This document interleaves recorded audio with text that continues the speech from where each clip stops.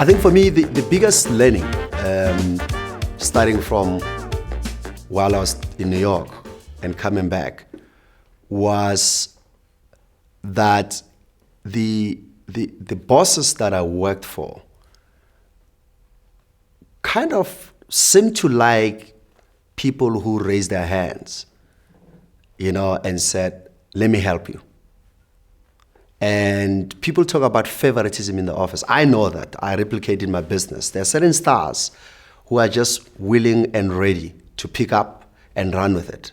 I was that young man. I was a sponge.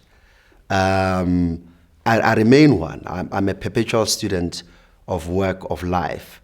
And what that does is that it just puts you in a position of influence and power at a very young age, because people know they can rely on you. And so I continue to hire energy. I believe that, there are endless skills out there. What we don't have enough of are energetic, passionate, hungry, curious young people who are willing to take it to another level. I was that guy. And so I could walk the floors of inner city broadcasting, and I would have my principals or my bosses vouching for me, because they knew that if I said I'll do it. And for me, deadline was never the measure. It was, if I promise that I'll deliver this work by 7 o'clock in the morning, you probably will have it in your inbox the night before. And therefore, I developed a spirit of trust, and my bosses knew they could rely on me. I try to continue doing that. And I definitely like those types of people who are willing to volunteer and surprise their bosses. 6 months later, I'm tired.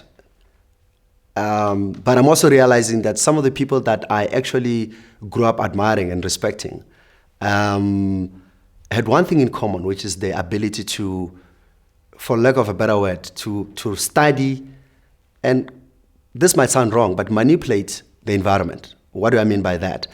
It's often not the most talented people who succeed in life. It's people who study the environment and have a clear view of value, a definition of value, and complement that, who tend to stand out.